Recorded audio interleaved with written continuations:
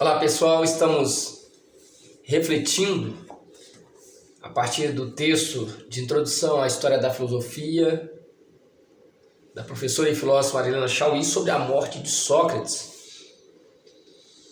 E quando Sócrates é julgado pelos juízes de Atenas, algo que nós podemos inferir é que, assim como na época de Sócrates, os dias atuais não são tão diferentes daquela época, porque os juízes, aqueles que dissimulam a lei e transformam a mentira em verdade e o mal em bem e exploram o pobre, o necessitado, aqueles que usam o seu poder, a sua toga, para manipular a verdade e transformar a injustiça em justiça, para beneficiar alguns em detrimento da maioria.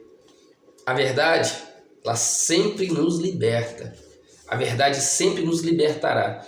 A verdade é o critério, é o peso, é a régua para medir o nosso comportamento, as nossas ideias. E aquilo que nós vemos no julgamento de Sócrates e o grande erro dos juízes, segundo a análise da professora e filósofa Marilena Chauí, ela diz assim: o erro está em não terem ouvido o mais importante ensinamento de Sócrates. Qual o maior ensinamento de Sócrates que os juízes negligenciaram? É que todos os homens são iguais, porque todos são capazes de ciência, todos são dotados de uma alma racional, onde se encontra a verdade, e todos são capazes de virtude. Razão, ciência, verdade, virtude são universais, e todos os homens são, por natureza, capazes deles.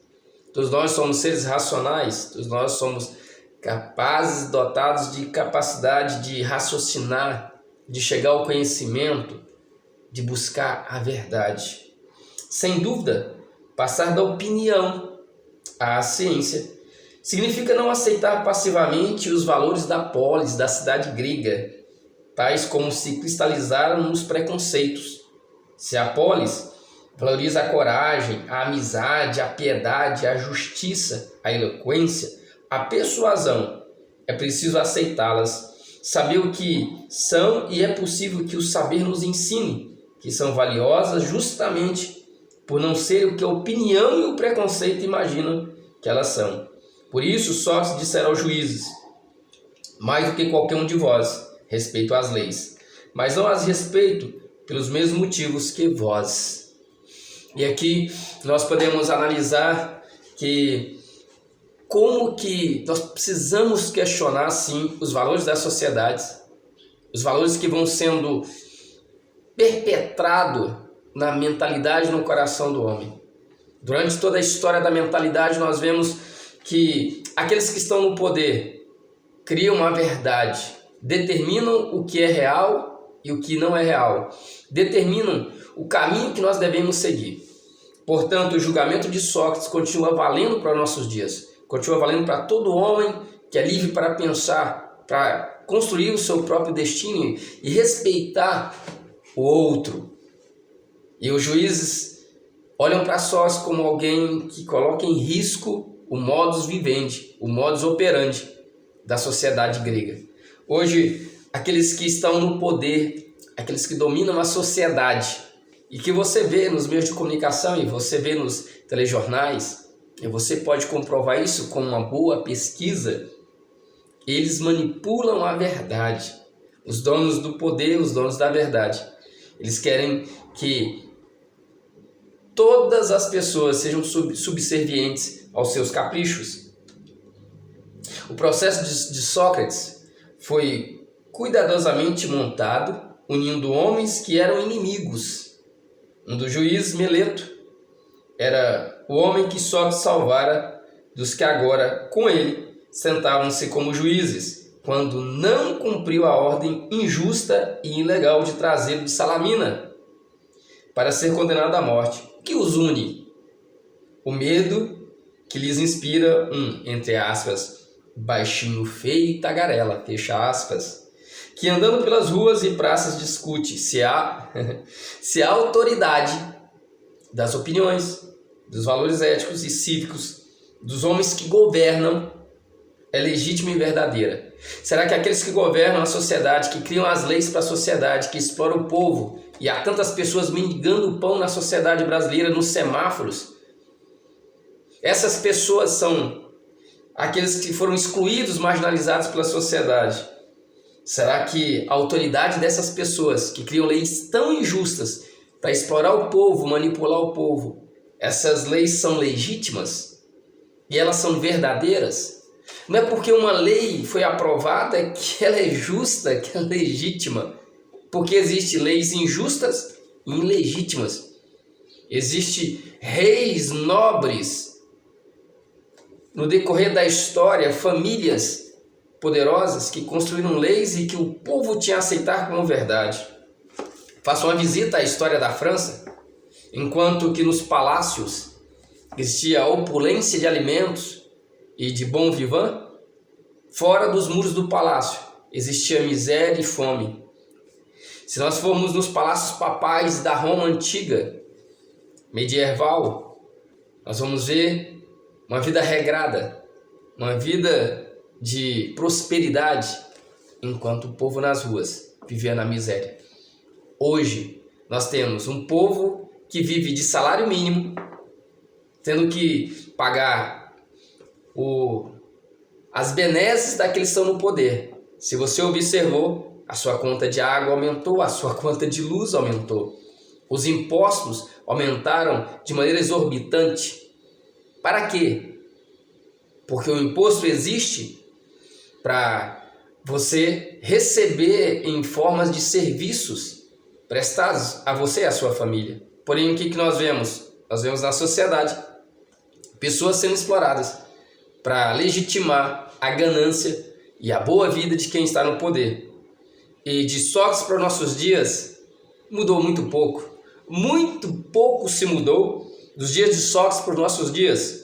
E continuando o texto, bom, esses homens do tempo do Sócrates, de Atenas, sentem-se ameaçados, temendo que o pensamento os faça parecer injustos, violentos, falsos, cumpridores da lei. Temem que a polis raciocine, discuta e pense. E é por isso que filosofia é tão importante nos nossos dias, para te ajudar, para te fomentar e despertar em você ainda mais o senso de inteligência, o raciocínio, a reflexão crítica. Hoje, nunca foi tão fundamental pensar, raciocinar sobre os valores da sociedade, no qual pessoas estão sendo um país rico, que tem uma grande massa de cidadãos pobres, e nós temos uma minoria, uma elite abastada, muito rica. Algo que nos choca é ver aqueles que estão no poder ganhando milhões e milhões a partir do imposto do trabalho do cidadão que vive numa condição de miséria e muitos de exclusão social. Portanto, a filosofia ela é fundamental e eu te convido a viver um novo pensamento, uma nova ideia, uma nova conduta. E é por isso que a filosofia é para corajosos. A filosofia é para corajosos. Para aqueles que, como Sócrates, não tiveram medo de enfrentar as mentiras, a manipulação da verdade daqueles que estão no poder, daqueles que se dizem representantes do povo. E Sócrates, ele questiona os juízes, ele questiona as verdades, as crenças e os valores de uma sociedade injusta. E Platão, no seu relato sobre a apologia de Sócrates, ele dá ao Sócrates a voz para falar e ele mesmo se defender. E Sócrates diz o seguinte no relato de Platão, apologia de Sócrates. Sócrates dizendo: Atenienses, não seria decente, creio, um homem de minha idade vir diante de vós, ornamentar frases como fazem os jovenzinhos. Por isso, tenho uma demanda, que minha defesa não seja senão repetir diante de vós o que tenho feito na ágora, na praça pública, nos banquetes e em outros lugares, onde muitos dentre vós me escutaram. Não vos espanteis nem griteis. Esta é a primeira vez que compareço diante de um tribunal. E tenho mais de 70 anos, disse Sócrates. Desconheço, portanto, a linguagem que aqui se fala. Por isso, peço-vos que não presteis atenção ao meu jeito de falar, mas às coisas que vou dizer, para saber se são ou não justas, pois nisso consiste a tarefa do juiz e seu mérito próprio. Ao orador cabe dizer a verdade. Deram-me a reputação de sábio, porque acreditam haver uma certa sabedoria em mim. Que sabedoria? Talvez seja puramente humana. Talvez eu a possua realmente, e aqueles de quem vos falei, talvez possua outra, mais do que humana. Caso contrário, não sei o que dizer, não a conheço. E quem disser que a conheço, mente para me denegrir. Foram estas indagações atenienses que ergueram contra mim tantos ódios amargos e terríveis, dos quais nasceram as calúnias e a reputação de sábio que me deram. Pois os que me escutam sempre imaginam que sei as coisas sobre as quais desmascaram a ignorância dos outros.